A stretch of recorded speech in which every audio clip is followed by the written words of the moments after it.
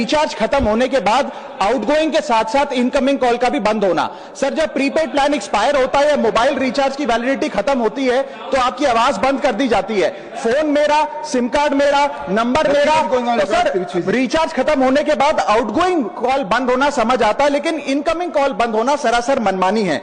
Sir, हमारा mobile number आज हमारी डिजिटल पहचान बन चुका है। एसेंशियल कम्युनिकेशन जैसे कि UPI payment, banking, OTP, train ticket OTP, PAN, Aadhaar authentication, interview का कॉल, हॉस्पिटल का कॉल, मां बाप का गांव से कॉल, तमाम चीजें इनकमिंग कॉल और इनकमिंग एसएमएस से आती है और वो इसलिए बंद कर दिया जाता है कि इंसान एक रिचार्ज कराना भूल गया।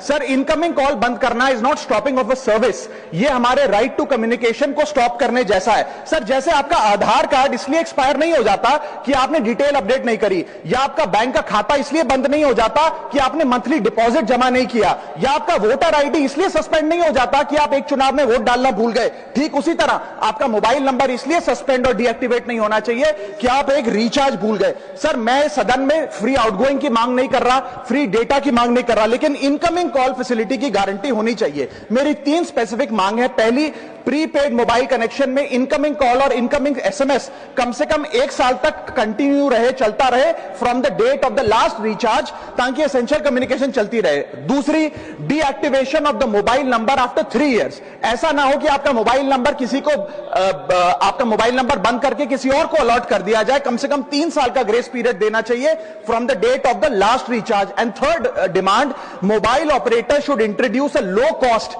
Incoming only plan. वो लोग जो सिर्फ इनकमिंग के लिए फोन रखते हैं उनके लिए, जैसे कि 10 रुपए में 180 दिन की इनकमिंग कॉल की फैसिलिटी, इस प्रकार की स्कीम्स मोबाइल ऑपरेटर को लानी चाहिए। दूसरी समस्या जो प्रीपेड कस्टमर्स फेस करते हैं वो है टेलीकॉम ऑपरेटर का 28 दिन का मंथली रिचार्ज।